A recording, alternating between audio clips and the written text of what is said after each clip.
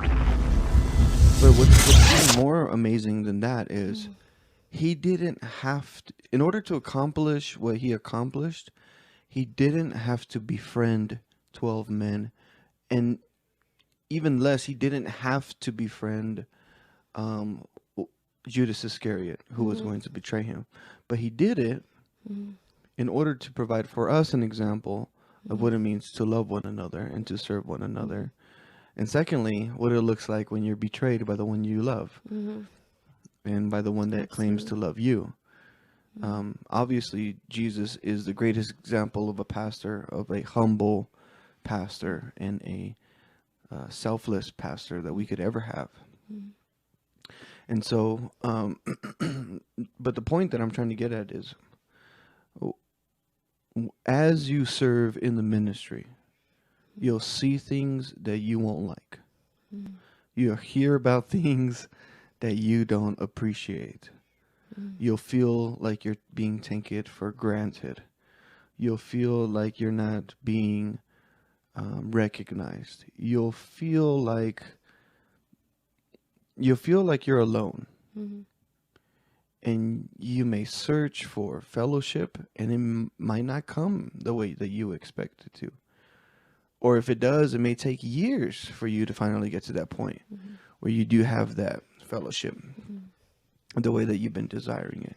I mean, how long have I been praying that God would send men in my life that are passionate for his kingdom and are looking for a movement of God in such a way that they dedicate their entire life?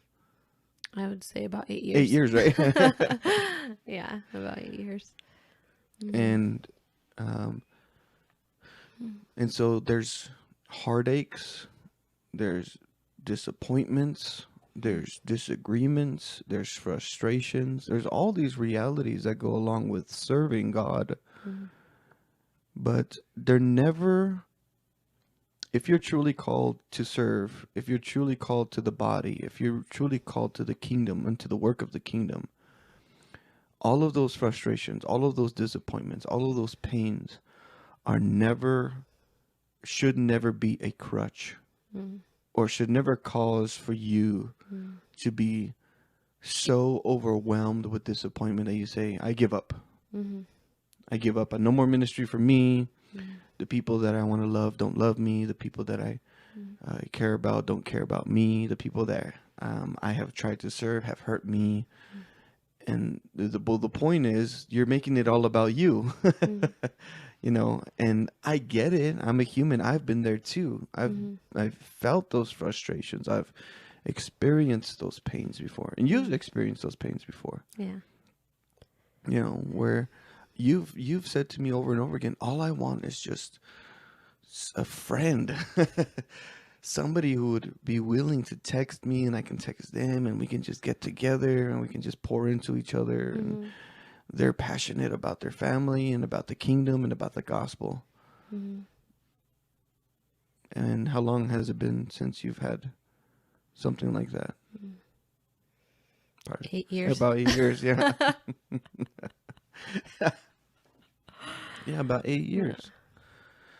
And it's not like we haven't loved anyone. No, we have plenty of people we love now. Mhm. Absolutely, we do. We have plenty of people. But those things have not prevented us from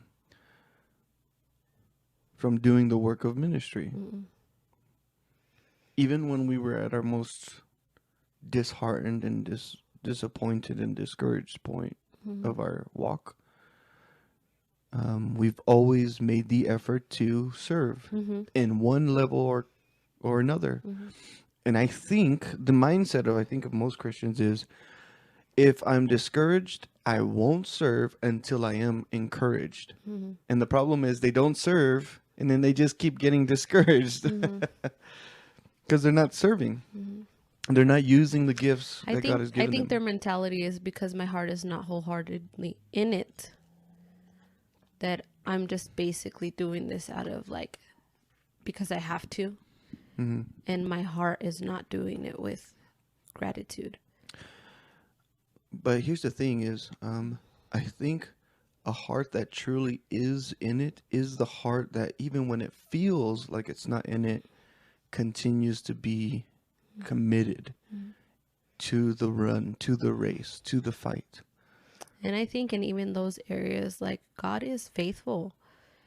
Yeah. He sees the obedience that you have shown, Yeah.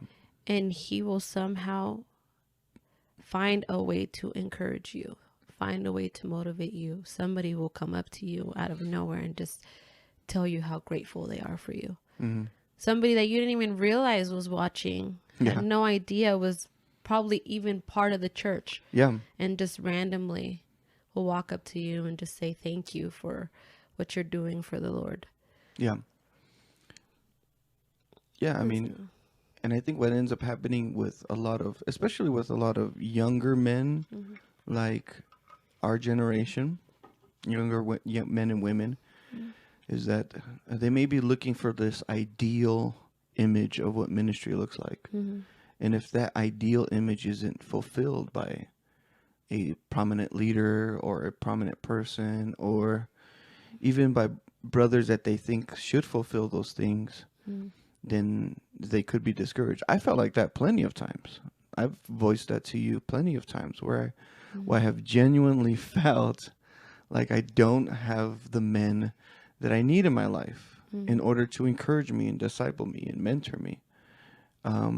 But again, even when I've felt like I haven't had that, that has never dissuaded me from serving the Lord with all my heart.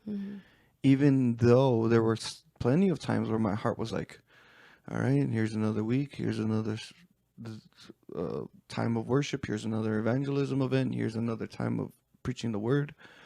And I love all those things. My heart is stirred for the Lord and all of those things. But even in ministry, you can have that sense of like, all right, we're just pushing through, you know. And young ministers need to be okay with that.